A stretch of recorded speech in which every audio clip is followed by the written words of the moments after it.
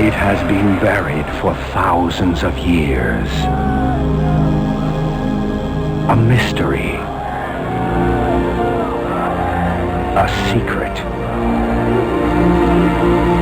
A threshold to the future.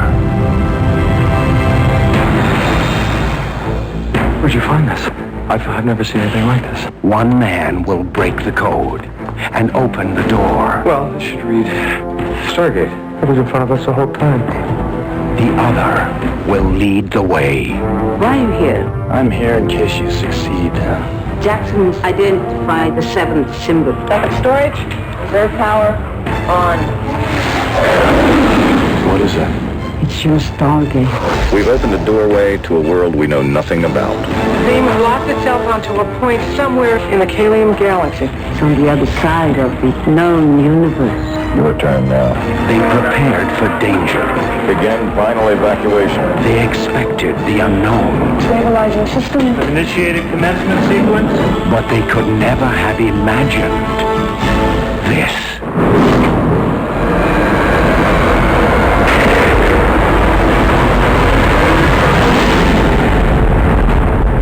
What a rush.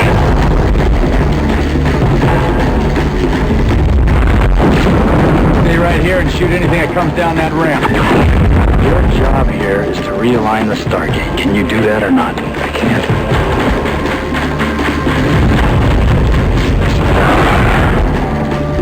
What the hell is going on? My orders were simple. Track down signs of any possible danger. Well, I found some. I can't make it work without the seventh symbol.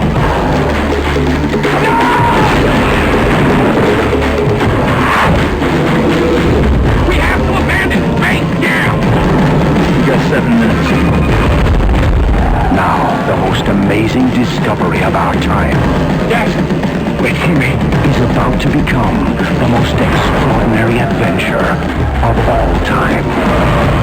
Kurt Russell, James Spader, Jay Davidson. Stargate. A Roland Emmerich film.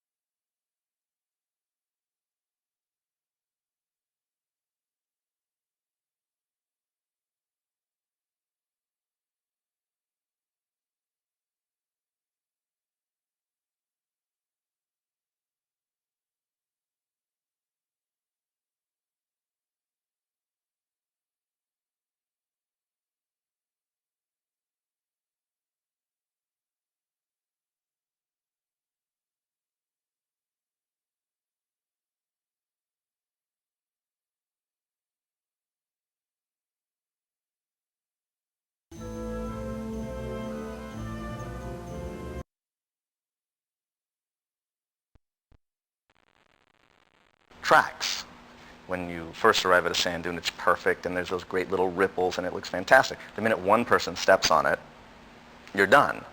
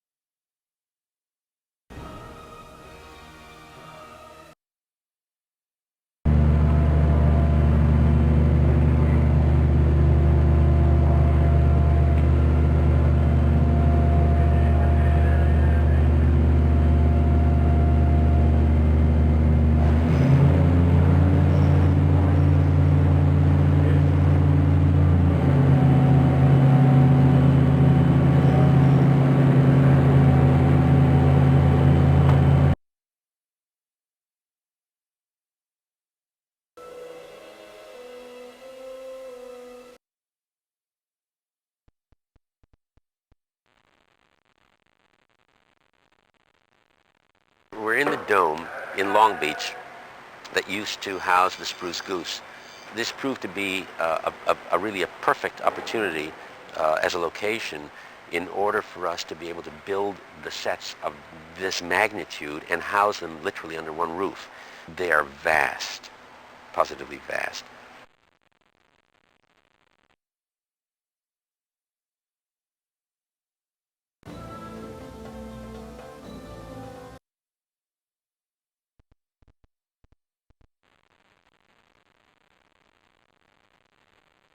This guy has to be the best dressed, most elaborate dressed.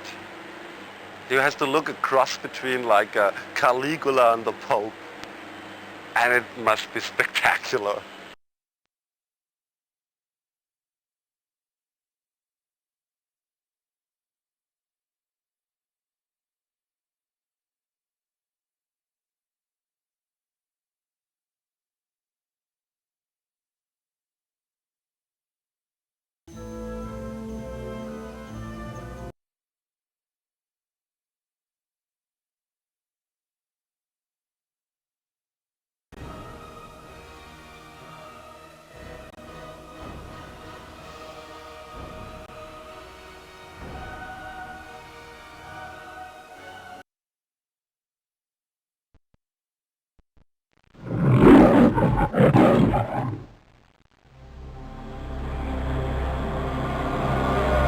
It has been buried for thousands of years. A mystery. A secret. A threshold to the future. Where'd you find this? I've never seen anything like this. One man will break the code and open the door. Well, this should read Stargate. It was in front of us the whole time. The other will lead the way. Why are you here? I'm here in case you succeed. Jackson identified the seventh symbol. Second storage, reserve power, on. What is it? It's your Stargate. We've opened a doorway to a world we know nothing about. The beam has locked itself onto a point somewhere in the Catacomb galaxy. It's on the other side of the known universe. Your turn now. They prepared for danger. Begin final evacuation. They expected the unknown. Stabilizing system. Initiated commencement sequence. But they could never have imagined this.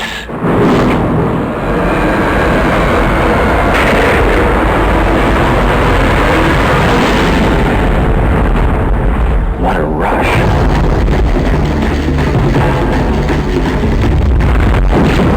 Stay right here and shoot anything that comes down that ramp.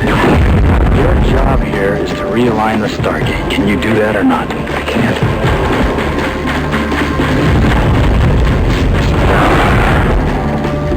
What the hell is going on? My orders were simple. Track down signs of any possible danger. Oh, I found some. I can't make it work without the seventh symbol.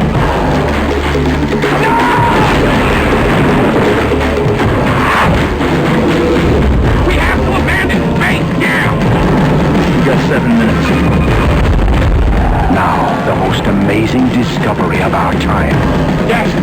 Wait for me. Is about to become the most extraordinary adventure of all time. Kurt Russell, James Spader, Jay Davidson. Stargate. A Roland Emmerich film.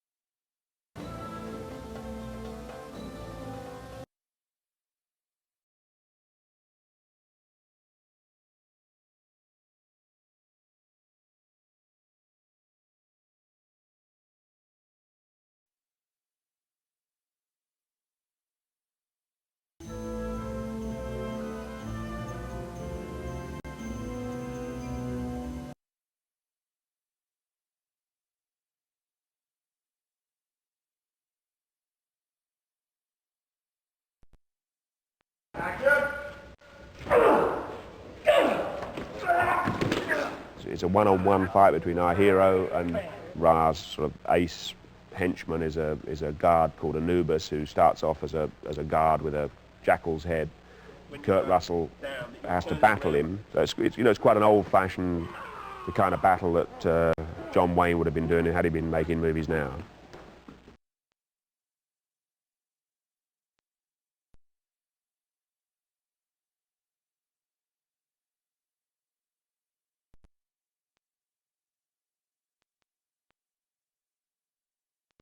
With these graphics, we want to create the most elegant science fiction movie.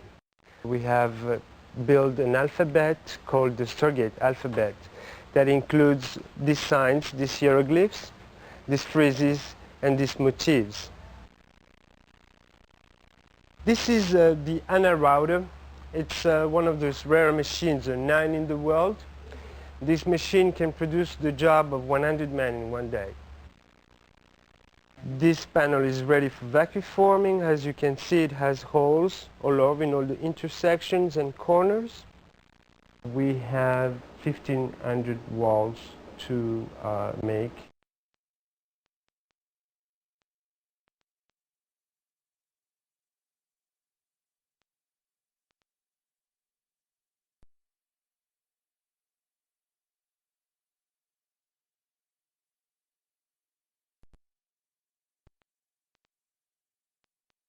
Well, I function basically as Roland's creative partner, and we, in essence, gave birth to the concept. We prepared the film together, shot the film together, and have been in post together. It's a very good collaboration. I've been with a partner in his company, Sarcophagus, for about 6 years now. It's basically just how we work.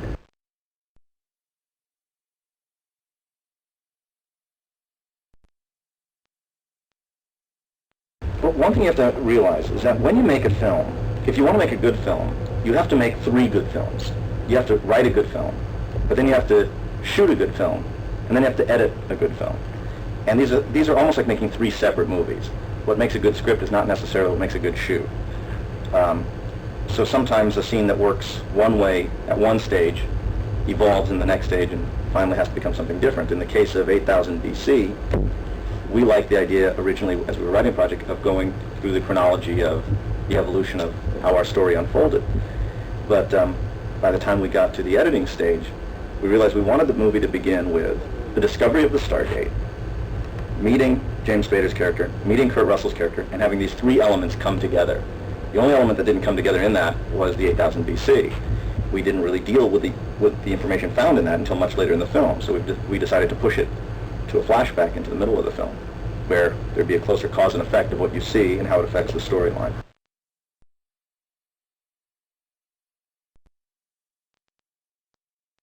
Well, actually, 1928 came up because Roland and I were watching a documentary on a woman who was an Egyptologist who'd spent her life in the Valley of the Kings. And she'd been there since she was a young girl, and she actually died there as a very old woman. She'd spent her life trying to learn and study this certain area in Egypt.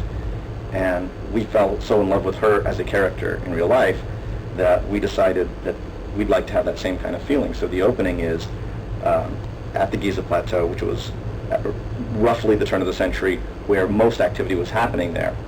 And we follow one girl who discovers something with her father and spends the rest of her life waiting to see it come to fruition, which is where the movie takes place.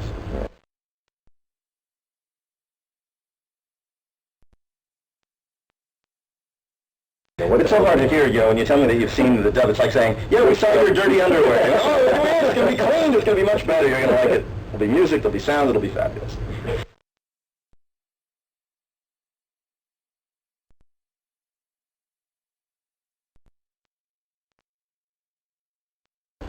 As a brown-skinned American, it was very important for me that when we were going to make this movie, it wasn't going to be something where the white man comes and frees all the brown-skinned people.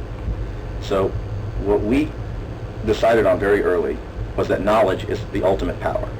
Our villain rules through mythology, not so much through his weaponry. And our hero doesn't single-handedly rescue people by killing bad guys. He liberates them by bringing information. knowledge that was withheld from them, and then the people act on their own. And the sequence you're describing is something that takes place immediately after they've gotten information about people they've worshipped for 10,000 years, only to discover that they're false gods. We wanted to show these people changing, and how they change affects how our hero changes, instead of the other way around.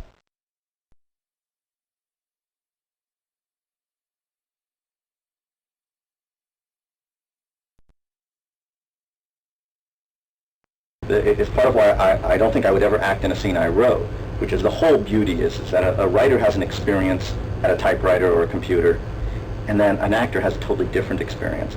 The greatest joy of the movie is watching an actor take something that you brought up to a 2, and then take it to a 9, and then in editing you pump it to the 10. It's the surprises that make it fun. Very rarely is it that they don't get the way you intended it, especially our actors. And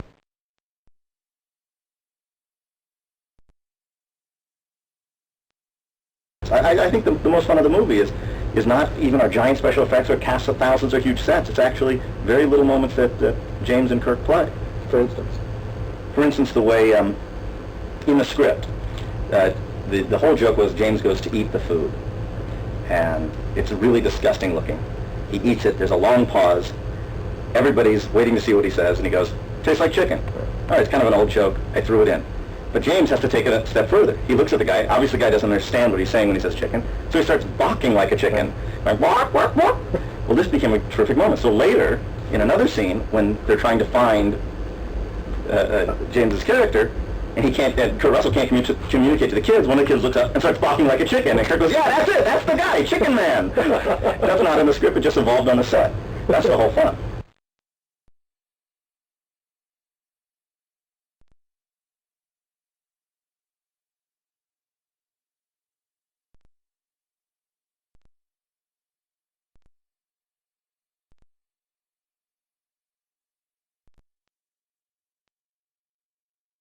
An interesting question of which I have a very specific answer, and I would never say publicly, because the whole fun is hoping that they'll find that. And I would never want to tell that. There is an actual lovely subversive message we have very deep in here that I hope people find.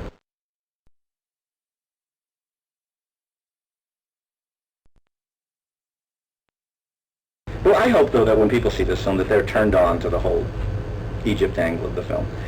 I don't expect people to run out and buy every Von Daniken or Zachariah Sitchin book and say, well, that's the gospel. But I would love for people to look again, to question it, to reevaluate everything we know. And maybe we come up with the exact same conclusion. But isn't that the fun of it? This is one of the last remaining mysteries on our planet. And it's so easy for us to take for granted, this is the history, this is how it was. But you know, things pop up that make you question it, that make you say, well, wait a minute. And that was the whole premise of this movie. We said, what if? Let's just take one giant what if and see what happens.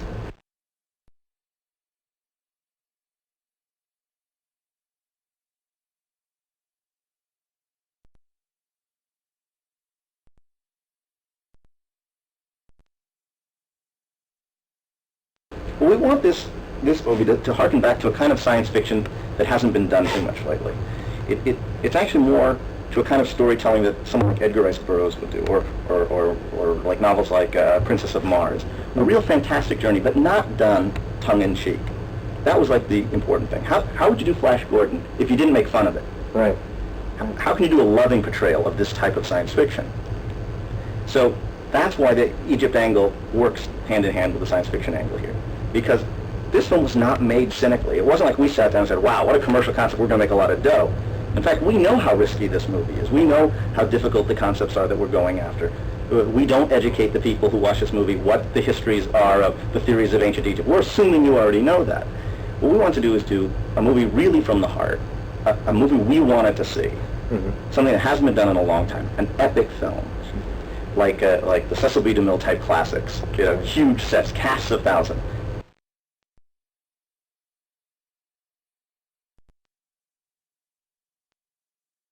Well, actually, Charlton Heston is partly responsible for this movie. Get out. Only in this sense. Roland and I had been witnessing this kind of revival, this retrospective of ancient Egyptian films, or epic films. And Charlton Heston was asked to comment on it. And he said it's very important to do these retrospectives because these kind of films can never be made again. They're simply too expensive. And that was like, you know, throwing down the gauntlet. Roland, I said, all right, well, let's see if we could do it. So we put the package together. We did artwork for it. We wrote the script 5 years ago. We put this whole proposal together, and we took it to each student and said, we want to recreate the epic. And most people in town were interested in doing it. They just simply didn't believe it could be done for the budget we said. They said, you're talking about a $150 million picture. You're talking about a movie that's just not going to make any sense to do. And we said we thought we could do it for a third of that price. And we did. This movie came in on time and on budget, and all the money is on the screen. No one's going to look at this movie and say, geez, where'd they spend the dough?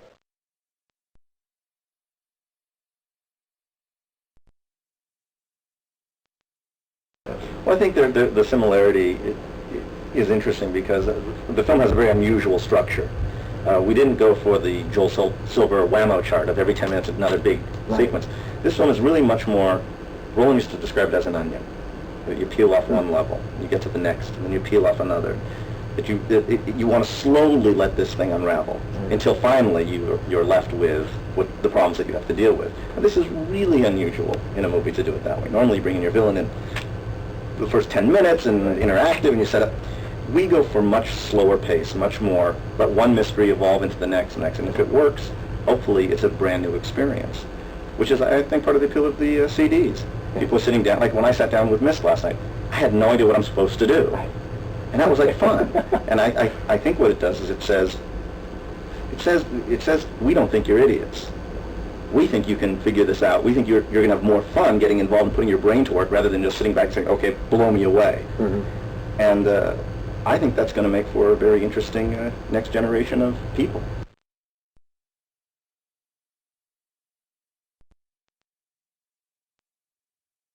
I'm 32 years old, and I'm part of the generation that spent 4 hours a day just watching reruns, sitting there as a vegetable. People complain about video games now, but you know what? I'd rather have my children interacting with what they're looking at than just sitting there and being entertained. How will it affect films? I don't know, but I know it will. It will affect everything.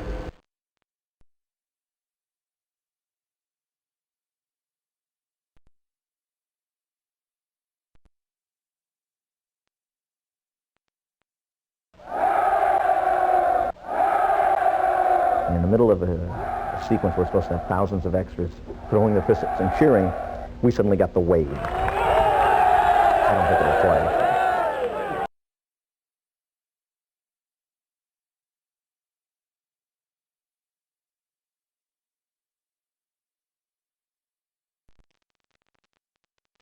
Yeah, what a great find. She was really great. I mean, she really is. I mean, that was really by providence. I mean, they really beat the bushes to find somebody that was right for that. I mean, they looked everywhere, and they found her, and she was just right. And I enjoyed her immensely. I mean, it was so funny because I was sent she's an Israeli actress, and this is her first American film, and I was sent a videotape of her, just doing a few Israeli movies. None of them, not a word of English was spoken in any of them. And she was just riveting to watch, and I think she is. I didn't see any dailies, but I was certainly riveted watching her.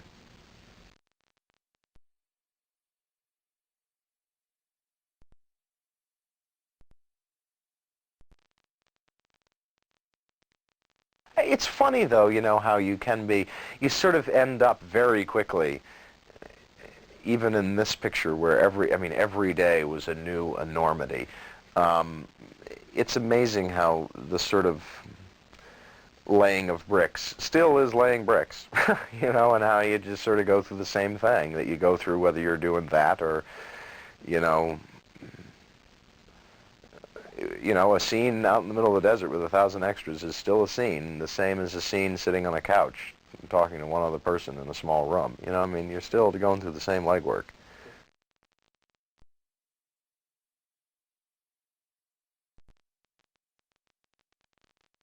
Well, it's so funny, Roland is, he has a tremendously undying energy, he just, I took the film because of Roland. When I first met him, he's like a tremendously excited and vibrant, sort of 4-year-old, very curious and very animated and carries that through 4 months, day in and day out, under any circumstances. And I, having spent 4 months working with them, I walked away just admiring him so much, you know.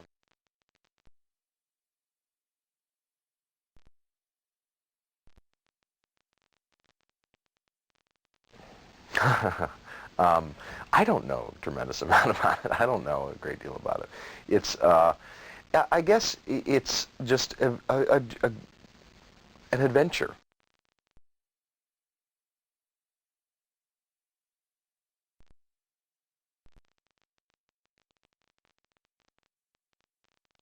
Although it has a sort of a science fiction aspect to the film, and it has an otherworldliness about it, it's very grounded in humanity, you know, very grounded in humanity. And that's what it ultimately is about.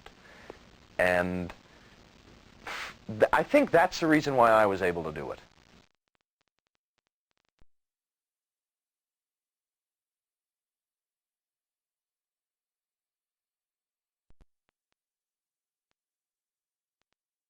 You got to keep in mind that we're not doing digital effects on this film to look like digital effects. We're all strictly against anything that looks science fiction-y or very inorganic yet cool. So we've been forced into a whole kind of situation that's caused us to be creative in a way that better blend in, or we're in big trouble. So, like, one of the things that we're doing in that vein is the morphs. So we're morphing these helmeted creatures into human beings, and we're doing it in such a way that it's not an organic situation, but it looks like a mechamorph, a mechanical morph. So the goal there is if we do it right, people will go, who built those helmets? They're really cool the way they work. On the other end of the spectrum, we're doing the Stargate effect, which is based on totally organic stuff. It's going to be the premier effect in this whole show, because that's the name of the movie, Stargate. And then the rest of the stuff that's supposedly transparent and seamless are crowd manipulation, scene manipulation, which would have traditionally been done with matte paintings and stuff like that. But we're doing, like, adding pyramids into shots, and we're multiplying the crowds out so that instead of 800 or 1,200 extras, they're going to have 40,000 extras.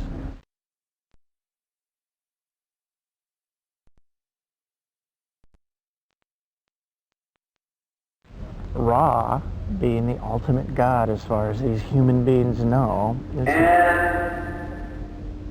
I love it when he says that. Let me try a different thing here. So, I guess you need to know a little of the story, right? So it's Ra's this kid from Earth who got taken, or went and joined the aliens, who ended up enslaving everybody. So Ra's way of keeping his power over these people is by using advanced technology, which, as Arthur C. Clarke has so rightfully pointed out, any advanced technology to native types is the same thing as magic.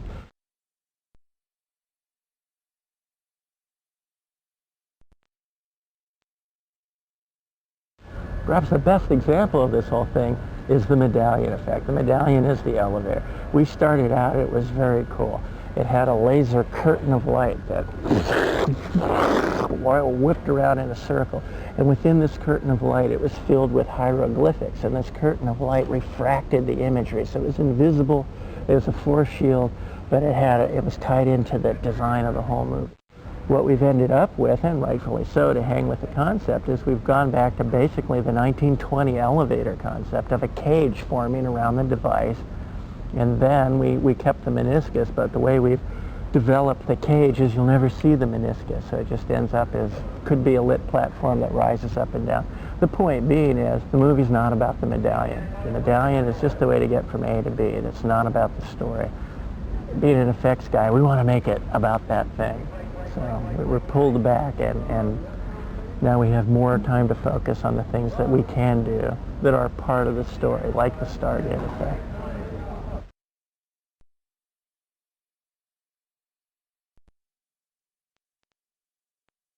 He understands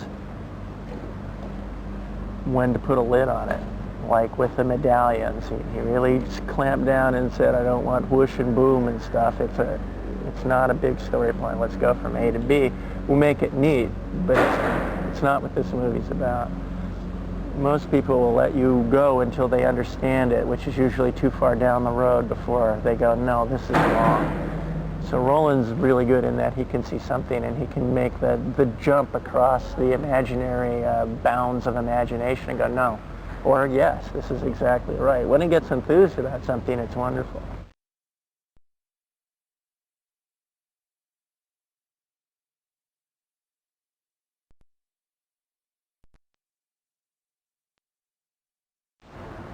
One of the things Roland wants to do on this film is he wants it to be spectacle. He wants it to be big. He wants it to be like a Cecil B. DeMille film with thousands and thousands and thousands of extras and really huge sets. And he's accomplishing that through the use of digital.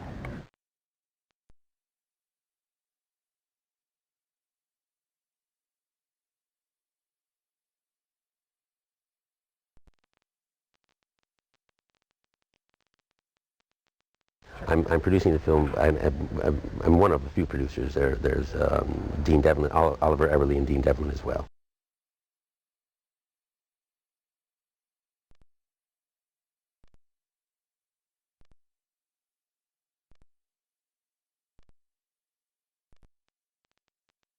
A particular credit has to be given to Mario Casar, who really is Roland's responsible for what we're doing here, but Mario's responsible for Roland, and thereby Mario's responsible for this. And I just think it's important because here I am talking about film, and Roland's out there directing the film, as we can hear all this stuff going on. But it was Mario's belief in an idea that made this picture happen ultimately. He's really the architect behind Roland's vision, and everybody needs to know that.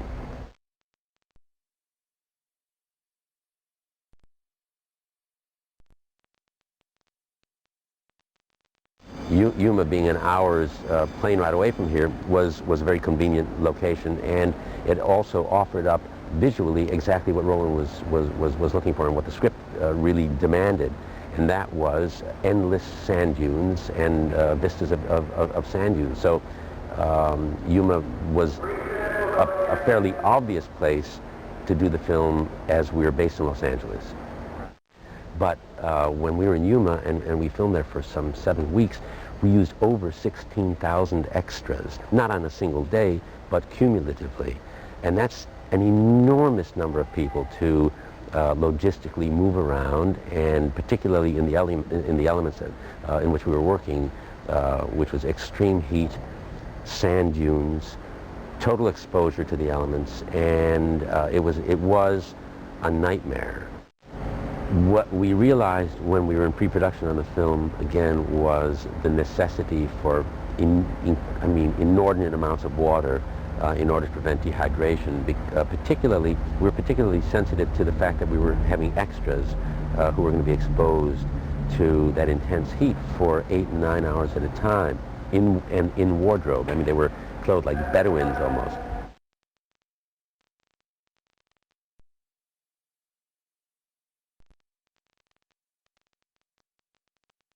The Stargate, within the context of this story, represents a kind of enigmatic object or device that is discovered in 1928, and it's taken over by the military, who has some ideas that they are trying to perfect. That it represents something that may allow them to enter into another universe, another world. It took, however, 70 years, almost 70 years, for them to even begin to decipher the code and enter our character, played by James Spader, who is a kind of wunderkind, who figures it out. He figures out in 14 days what the military hasn't been able to figure out in years and years and years and years. The Stargate, of course, is the object of conflict, because what it does is it represents something that satisfies two different agendas, two conflicting agendas. And so Kurt Russell has his agenda, and it's a clandestine one. Spader, who's an innocent, has kind of the universal agenda, and he's discovered something that's quite magnificent and quite wonderful. It's, however, in direct conflict with what Kurt Russell's character is intending to do once he does go through this doorway or the Stargate and encounter what is suspected as being something quite evil and thereby needing to be done away with. Spader, on the other hand, is who represents, I think, the curiosity of the audience. He represents the character in conflict who's been duped, and in being duped, retaliates.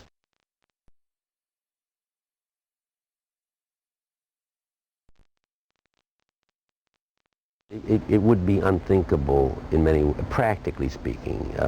It would probably be an impractical idea to think that one could do this film without the possibility, the technological possibility of digitally enhancing the images that we put up on the screen.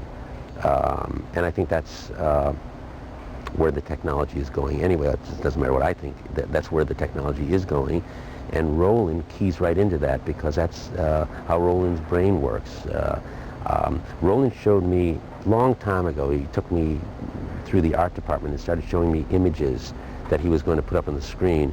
And I've been around for a while, and I've done this for a long time, and I was utterly surprised and amazed at what he was able to envision and imagine that he was going to be able to create with a compilation of the footage, the actual live footage that we shot, and then combined with the digital, the computer graphic images.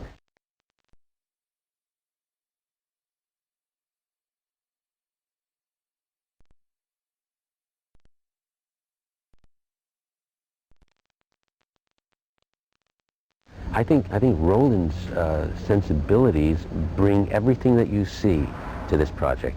I mean, this really was masterminded by Roland's imagination, and this is simply a manifestation of what Roland dreamed up and thought about and kind of directed in his own brain.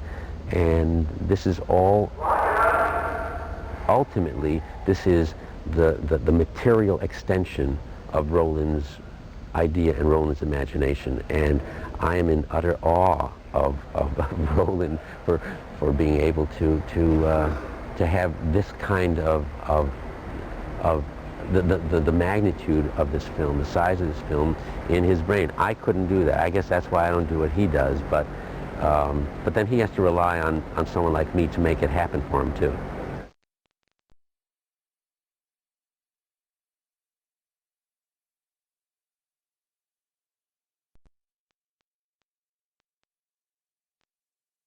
This is a really made-to-order movie on a big scale. We invented a society of basically slaves, a slave society that lives on what this god and these godlike creatures give them. And so we were rather limited in our colors and our resources on what would be available on this planet also. So we had to take a lot of things into consideration before we started to design for them. I also had to take into consideration how long it would take them to get dressed in the morning with our crew, and so I tried to make a lot of it as simple as possible, while at the same time not looking like anything we've seen before, but being familiar in some respects.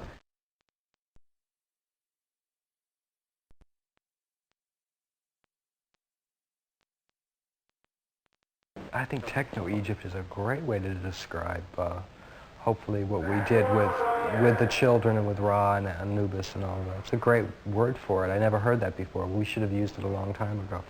Every single thing, every single bead, every single scarab, every single ornament throughout, most of it was designed to just take it off, to make it look Egyptian but not.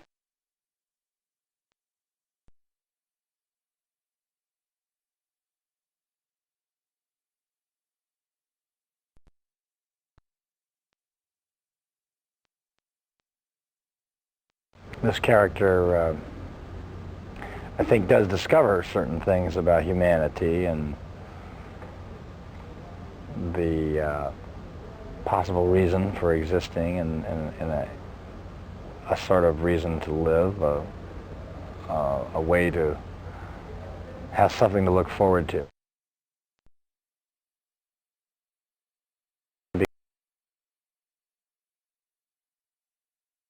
Because a character who has nothing to lose can be a very destructive weapon. It's a bit like a terrorist who when part of his plan is not to escape, he becomes the sort of best and most difficult warrior of all to defeat.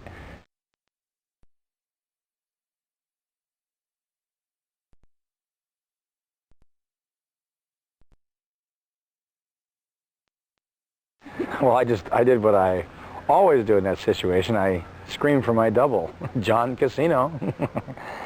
No, when you're in those scenes, you know, you sort of mentally gear up for them, though they're going to be kind of uncomfortable. That one wasn't nearly as bad as I had sort of envisioned it being. The mastage worked very well, and the being out there in the sand, it was kind of early in the game, and it was kind of fun.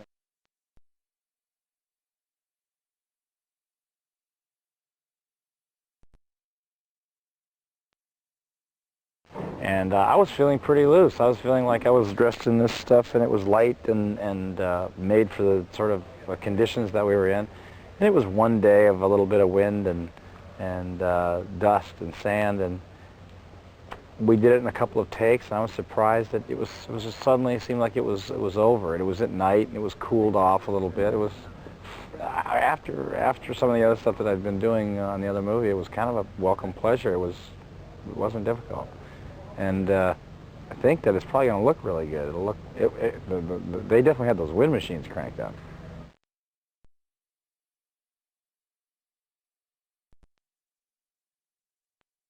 I remember the first day that I worked, and it was real hot. I asked somebody. I said, "Gee, it's pretty warm today." He said, "Yeah, it's 126." And I thought this is going to be kind of long and grueling. In all honesty, it was very, very tough on the crew because they were hauling equipment around those dunes, and they were hauling them long distances and stuff.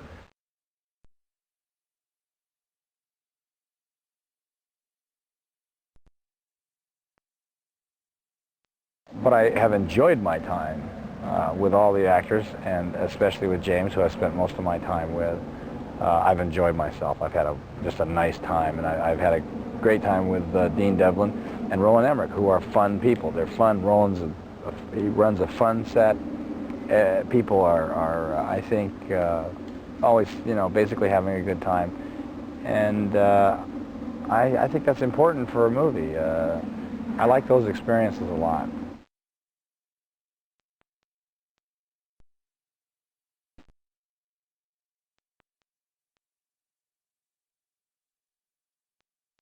He loves to act. He loves the process of it, and he's also one who.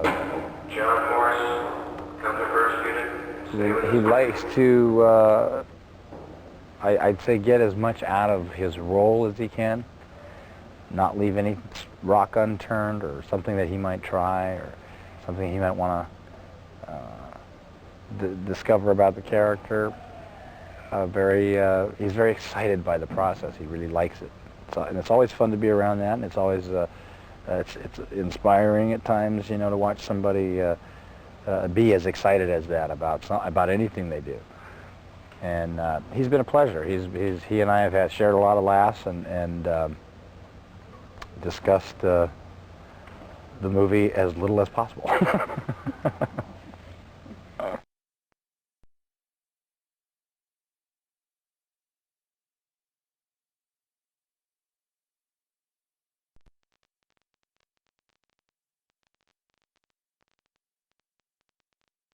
I was working in a restaurant in New York, earning some money for the second year of school that I've been going to, acting school. And And I worked in this restaurant for 3 weeks, and then one day my manager came in. And I didn't know she's a manager, but for me she was a customer, and I was coming to the table and reading the specials. We have chicken parmesan, we have this and this and this, and she cut me off in the middle and she said, "Come to my office tomorrow." She found out that this role, Sherry, wasn't casted. I mean, I know they were looking for girls for like 6 months. And she sent my tape to Roland, and without me even knowing about it, my tape with all my movies that I've done in Israel. And she got a call from him, and that he wants me on the set right away. And she said, "Well, tomorrow you're flying to Arizona." And I said, "Why?" And he said, "You got a role." "What role? In what movie?"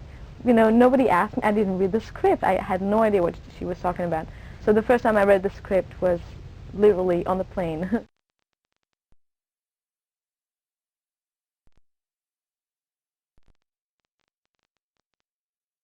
I came that night.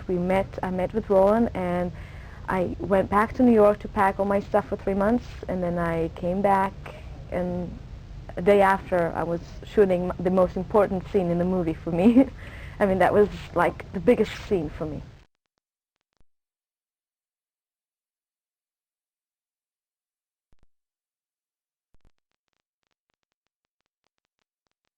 But I'll describe you from my point of view of coming for the first time to the set. I haven't seen the set before. And I was in the hair trailer and makeup trailer, you know, putting everything on, and don't know what I'm really going to do, because I had no idea. I never spoke with Roland even about it, really. And I walked into this place, which is, actually, it's not as big as it looks, but it looks humongous. It just looks very big.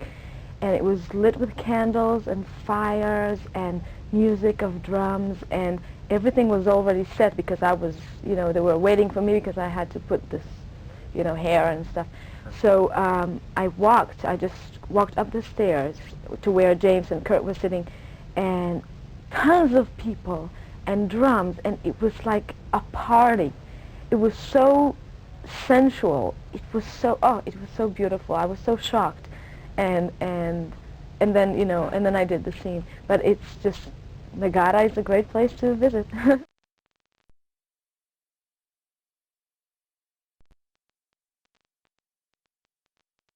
The only difference is with the size. I mean, the Israeli films are so tiny, and this film, particularly, is so big that it's very different. I mean, in Israeli film, the crew can be 20 people, and here the crew is like 400.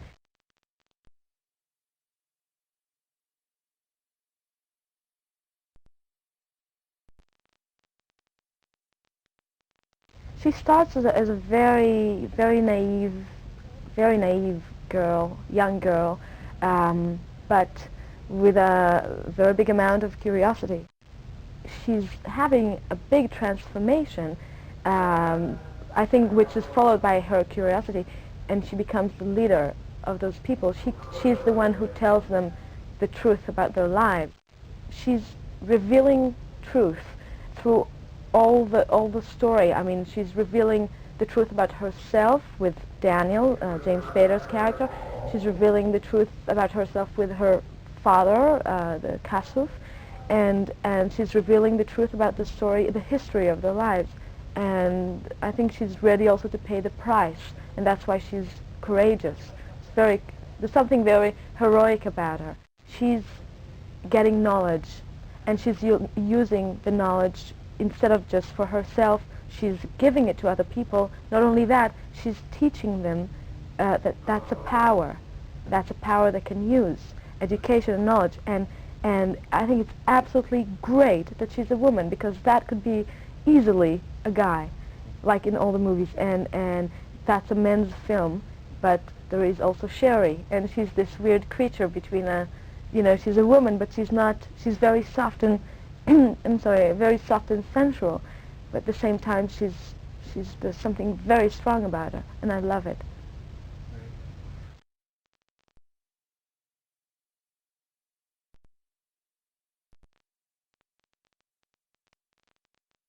I think love is a very important thing for her, maybe the most important thing, and because love is truth as well. It all comes to that.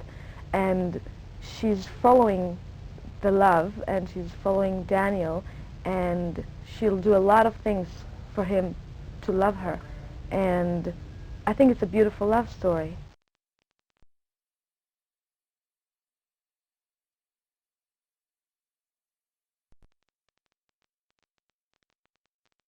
The thing is that at the beginning I thought it's really easy, because it's like gibberish. It's like you don't care about the words, you care about what you mean to say.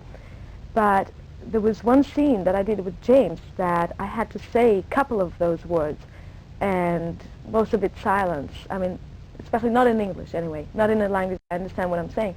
And that was so hard, because all of a sudden you have to fill those words with meaning.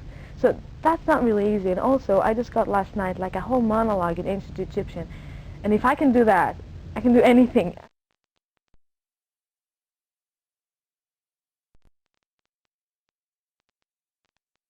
The role of the women in the society is just fascinating. I asked him once, were they equal? I mean, the women, like in society, probably in ancient times, they were like not really important.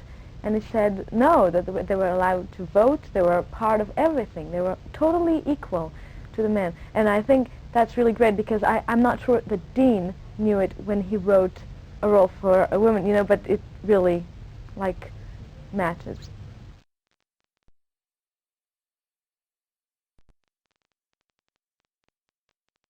Well, for me it's been a pleasure.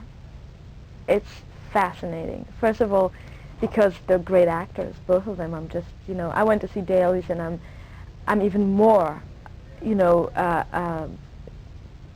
I'm even more enjoying their acting than on the set, because they're glowing. They're just, you see the acting, but you also see the glow, and that's beautiful. And they're very different, and that's very interesting to watch.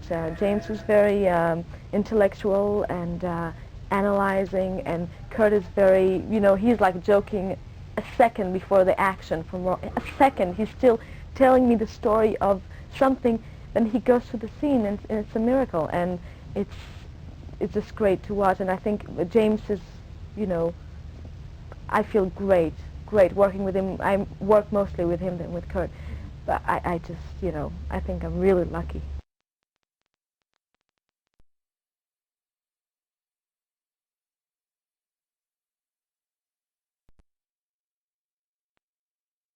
The three key words for those creatures actually were for me to be impressive, scary, but also very elegant. Actually, the message is the thing that Roland had the most clear idea about. He was really looking for a creature which is very dirty, slappy, scary the first time you see it, and then once you get into it, appear to be a very nice creature. So that's where it started. The first concept was based on the regular horse, and Roland checked it out, looked at it, and thought the horse was way too small for that huge creature, so we switched it to the Clydesdale.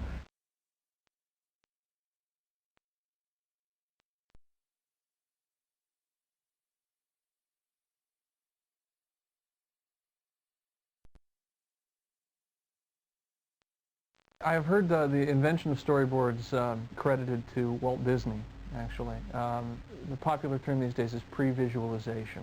I scan in photographs of locations, which I have used as backdrops for drawings. I have used photographs of actors. Some of the actors have been kind enough to pose for pictures that I've taken, which I then scan in and use as backdrops for my drawings. Roland was very interested in seeing accurate representations of the sets and the locations and stuff that it's never been built before, it's never been seen before. Create mathematically accurate models of the sets in the computer, place cameras, render them in full 32-bit graphics, and use them as backdrops for storyboards.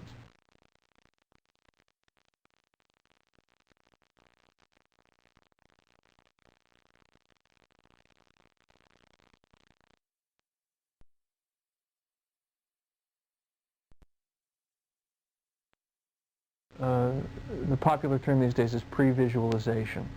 You can determine what the film is going to look like in advance, and in the simplest possible terms, I draw a sort of full comic book version of the action in the film, which communicates the director's ideas to the crew.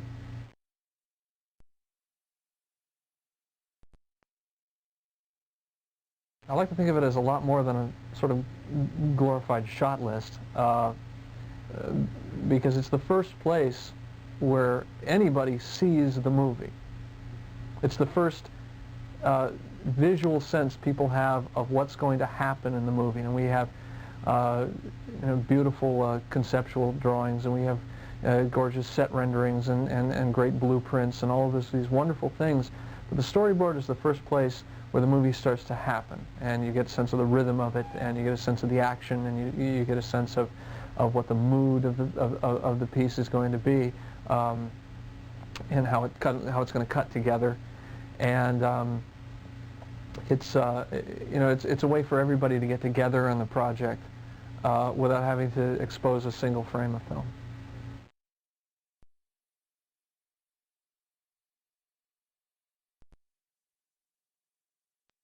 You can actually, to a remarkable extent, duplicate a sort of cinematic environment. You know? It's nice. It's nice. It's fun.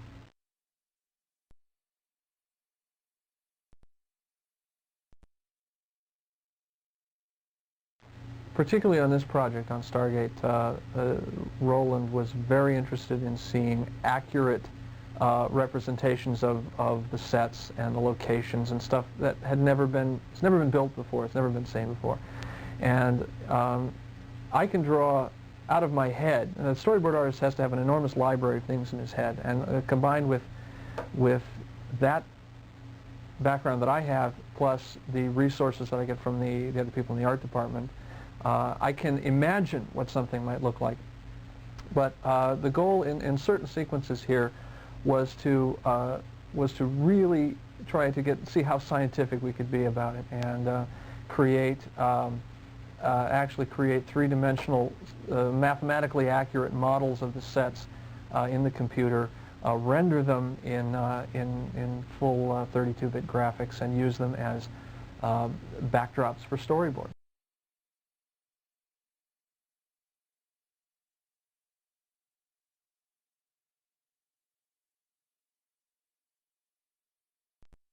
This is called the Sarcophagus. This is it's based on an Egyptian burial tomb, burial coffin, really. But this has a special ability to rejuvenate people. If somebody gets killed in the palace, they put them in here and they can be brought back to life.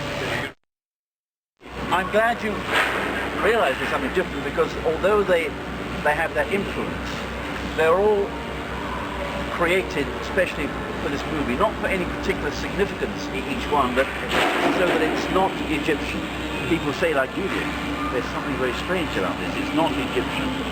You see, there is no relationship to Egyptian work there. These are all innovative shapes which we evolved, which give you the feeling that it's Egyptian, but it isn't. It's something entirely different.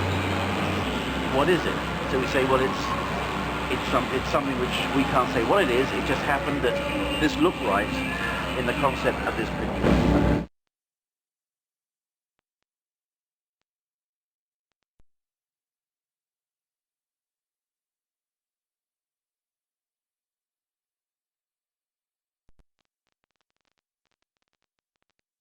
And then, like in the second day of shooting or third day of shooting, my assistant comes with a cassette, 2-3 cassettes of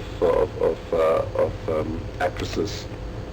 And one he said, oh, this is like some from Israel, you know, like some agent sent this to us. You talk to him. I said, who, Morris? Yeah, I remember, like, that's the girl you talked about. And it was like 2-3 months ago. So I kind of pop in the cassette and like watch it, and she had like totally blonde hair. She had looked totally different than everybody thought like this girl should look. And I kind of walked out of the trail and said, get her. I don't know where she is. Really, she was like studying acting in New York. And they flew her in the next day. She came like on this big set, and I looked at her and I said, "Can we shot read the scene?" And then we read the scene, and then I said, "Can you go to costume?" And she said, "Why I should go to costume?" I said, "Because you got the part, and then like I have to shoot another scene now."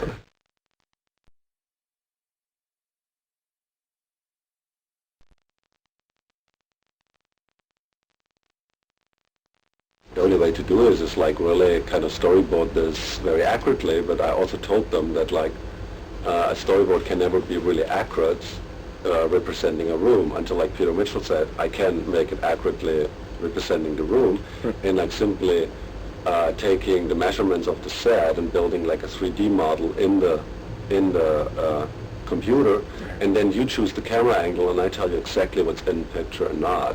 And then we did this for all the bigger set pieces, and we defined exactly the height of certain walls and certain thing, which worked just fine. I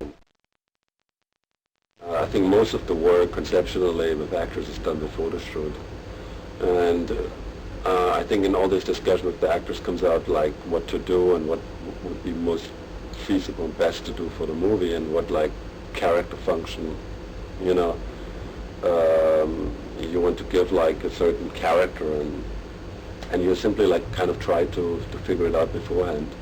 And then actually on the set it's only like trying to keep kind of this kind of plan up, you know, and only interfere when you have the feeling this goes now like in a direction which will not serve the overall picture. And I'm not such a fan of rehearsing. I'm more a fan of like conceptually figuring out, you know, what to do, and then like trust the actor to kind of do it. And also like, do you have always this surprise element, you know, an actor the first time is doing a scene in front of the camera. It's always like exciting at the moment because something like from words and concept all of a sudden becomes real. And when you like rehearse a lot, you know, I think there's always the excitement level is already down before you even start.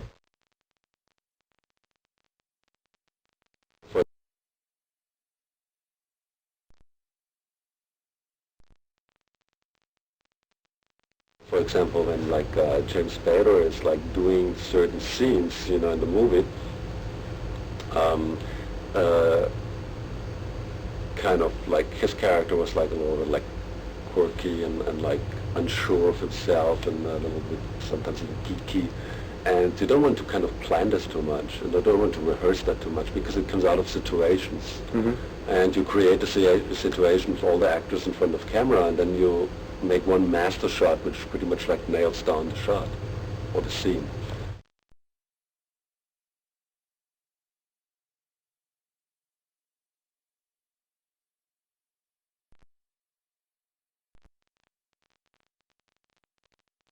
And I was constantly saying, I don't want to have a cliche. And I think like Jay Davidson was the least cliche we could come up with.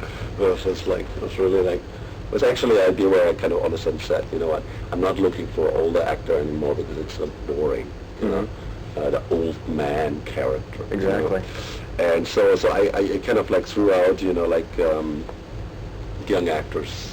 You know, I said, like, why we don't take a 20-year-old or like 25-year-old or, you know, whoever, you know, a child.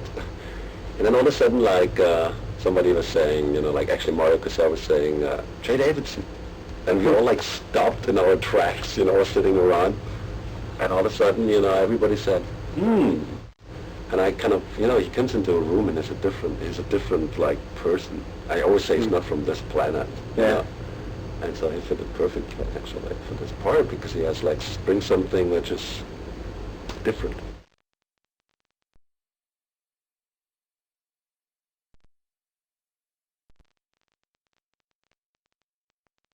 Yeah, the overall idea of the whole movie was, you know, like doing digital effects, doing a certain look in the movie, and then, like, trying that it doesn't look like science fiction. Yeah. We thought, you know, it should look like real. You know, I think it's such a outrageously fantastic story that, like, everything which looks real helps the idea and helps the movie. You know, you have to always divide it probably like in two kinds of things. You know, there are like certain effects which should work as an effect. Right. Whether people say, you know, like effect, and like get like a kick out of it that it's an effect. But there's certain kind of scenes and moments and special effects where you should not even know that it's an effect. So what we did was like sometimes a very kind of strange combination of like real things, you know, and then digitally kind of use them or alter them into something. So that the basic material was always, in most cases, like a real image. Right. It was not computer generated.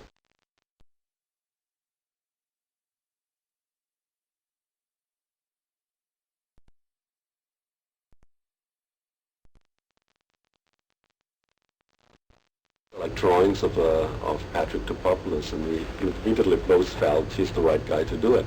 And then we like really did something really, you know, like untypical for these kind of things. We simply said to him, you do it, when you're finished, show it to us. Don't like involve us in the whole process. Mm-hmm. Because we already tried certain things and we're not happy with it. So you simply like take some Egyptian drawings and art and do it your way. Right. Because we want to have something which has like you written over it and not our, you know, like, and it worked just perfectly.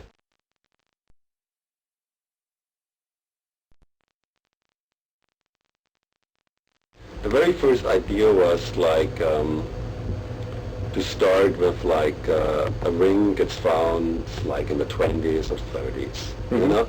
Because there are all the big discoveries, you know, the last big discoveries were done in that time. And then after that, nothing was really found anymore because they picked pretty much up everything by then. And I also had the feeling this is like the romantic kind of feeling people have about archaeology. It's like a certain like time period where like English people, Swedish, a lot of Germans, a lot of French people like went out there in the world and were digging up artifacts, you know, robbing you know, them from their native countries and put them in like museums like between Berlin, Paris and London. And that was kind of the feeling, and I thought when they find something different, it would have been that time.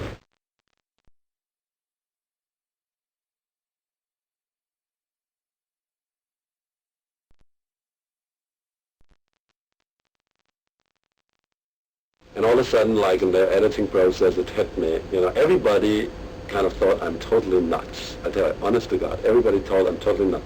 Now he's shooting like a scene for 3-4 days, and everybody thinks it's an exciting opening, and everybody's like really happy with it, and then they say, okay, there's like, you only see this light coming first, you know, and then everybody says, yeah, but like, there should be the spaceship coming. I say, yeah, I don't know, but, you know, let's shoot something, you know, so he shoot like some spaceship stuff, you know. Mm-hmm.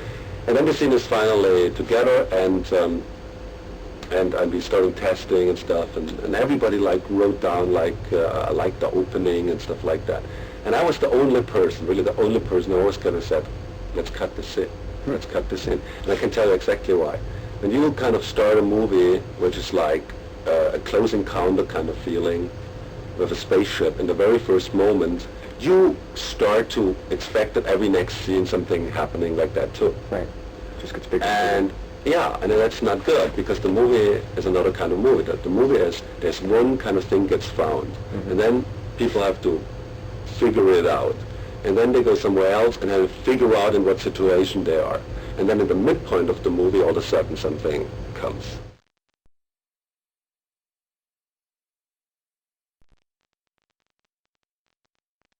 It's a very kind of old storytelling tool, which like comes like from fairy tales, you know. In fairy tales, there's like a young innocent hero, and he gets like a glowing stone, and this glowing stone has a magic, and this magic transports him into an adventure. Mm-hmm. It's the same kind of thing. It's like this time it's a kind of artifact, a ring, which has a backstory, and then people have to go through to find out what the backstory is, and have to deal with it. And that's exactly the old like storytelling tool, you know. You can, it's very typical. It's like time machine was like a device like that.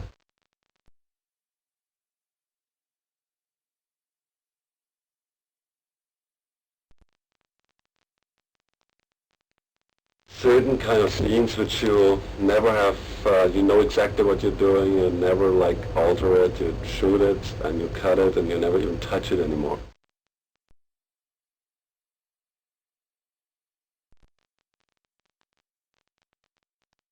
The very first image, you know, like I had always for this movie was a pyramid and a spaceship lens in it.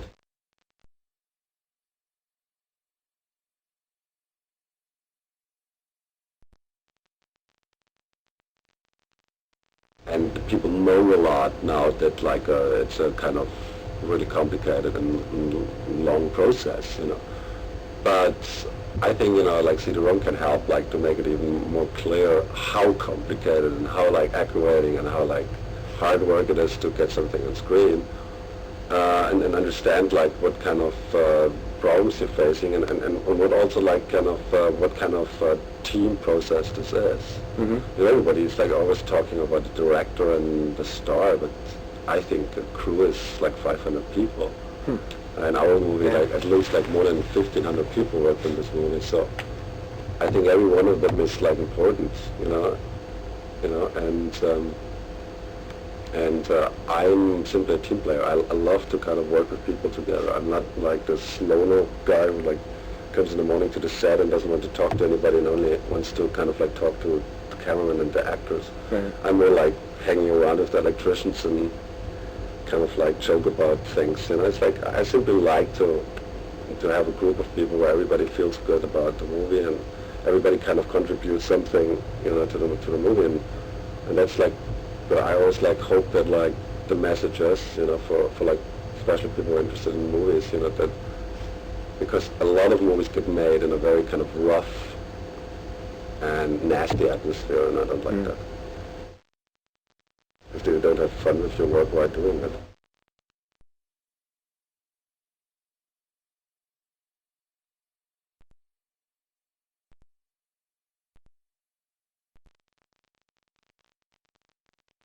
You know, like let them like use their creativity first, and then you know you kind of like start to interfere and say, you know, this goes in a direction which I think is not working, and then but then at least, you know, they had like a chance to come up with things, you know, which add something to the movie which I wouldn't have like, you know, come up with. And I like the process because when you have really good people working for you, they surprise you when you let them loose.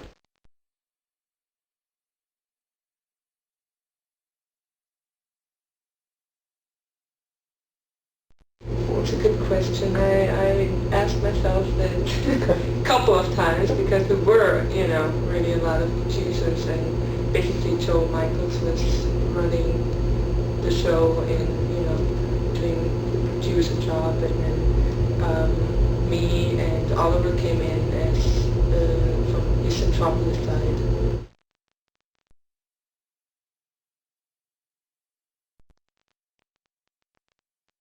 I mean, it's hard to describe, you know, how incredible, for example, all the set buildings were. Mm-hmm. I mean, nobody will see that on like a piece of behind the scenes or anything. Everybody who came to the set as a visitor was mostly amazed about how gigantic this whole thing, you know, the whole set and the dome was.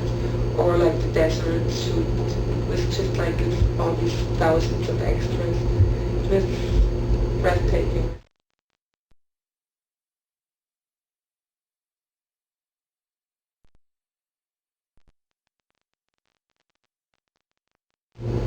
Basically, Roland has a very strong, let's say, like he knows exactly what he wants. He would ask, you know, you want this or that. He would discuss stuff, you know, and he would give in, but basically he knows exactly what he wants.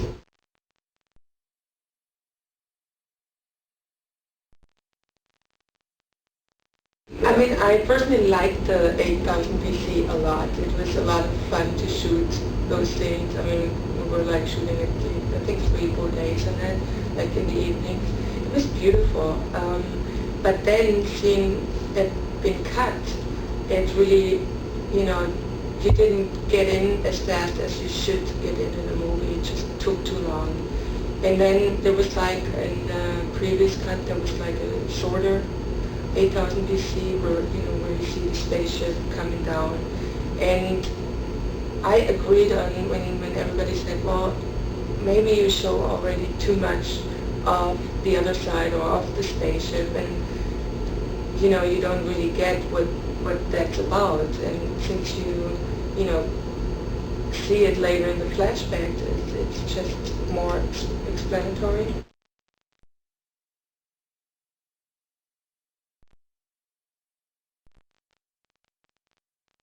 The first thought was like, it has to be huge, it has to look huge, and I think it does. Mm-hmm. And within that budget, I think it's we all did a great job.